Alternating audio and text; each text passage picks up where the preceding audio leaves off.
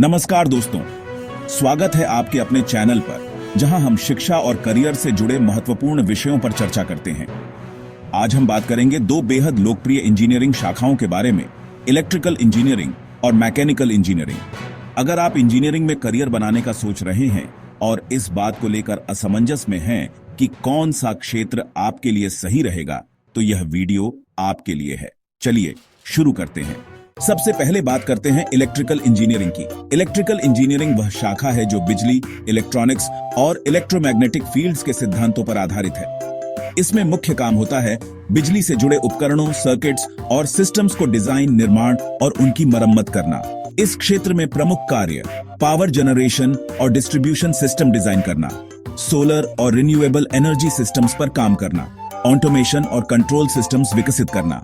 उदाहरण, power grid management, Motors, generator और transformer का निर्माण और रखरखाव। अब बात करते हैं मैकेनिकल इंजीनियरिंग की। यह शाखा मुख्य रूप से मैकेनिकल सिस्टम्स के डिजाइन, उत्पादन और संचालन से जुड़ी है।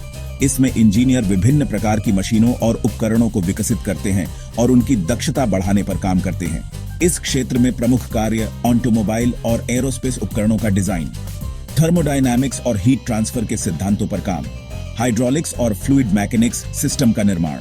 उदाहरण, इंजन डिजाइन, एयरक्राफ्ट और ऑटोमोबाइल सिस्टम्स का विकास। चलिए अब दोनों क्षेत्रों के मुख्य अंतरों पर चर्चा करते हैं।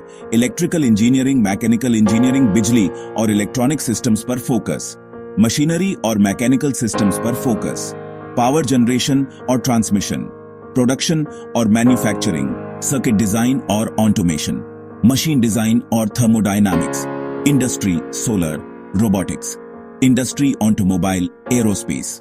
इन क्षेत्रों में सफल होने के लिए आपको कुछ खास स्किल्स की जरूरत होगी। इलेक्ट्रिकल इंजीनियरिंग, इलेक्ट्रॉनिक सर्किट्स का ज्ञान, प्रोग्रामिंग लैंग्वेज जैसे MATLAB और पाइथन, पावर सिस्टम्स और ऑटोमेशन की समझ।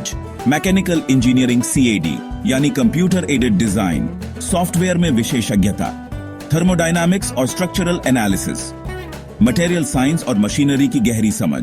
दोनों ही फील्ड्स के उपयोग अलग अलग प्रकार की इंडस्ट्रीज में होते हैं। इलेक्ट्रिकल इंजीनियरिंग पावर प्लांट्स और grid systems, renewable energy projects, automation और स्मार्ट डिवाइस।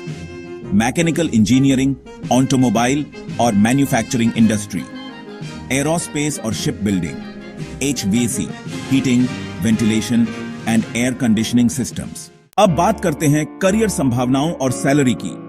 इलेक्ट्रिकल इंजीनियरिंग शुरुआती सैलरी 5 से 8 लाख प्रति वर्ष, लंबी अवधि में सोलर और ऑटोमेशन सेक्टर में ग्रोथ। मैकेनिकल इंजीनियरिंग शुरुआती सैलरी 4 से 7 लाख प्रति वर्ष, मैन्युफैक्चरिंग और ऑटोमोबाइल सेक्टर में बड़े मौके। तो दोस्तों, सवाल यह है कि आपके लिए कौन सा बेहतर है।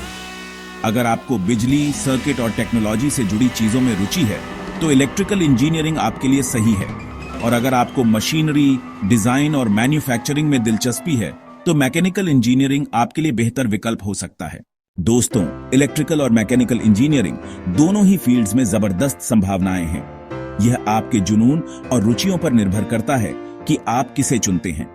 अगर आपको यह वीडियो जानकारीपूर्ण लगा हो तो इसे लाइक और शेयर करना न भूलें। ऐसी ही और उपयोगी जानकारी के लिए हमारे चैनल को सब्सक्राइब करें। धन्यवाद।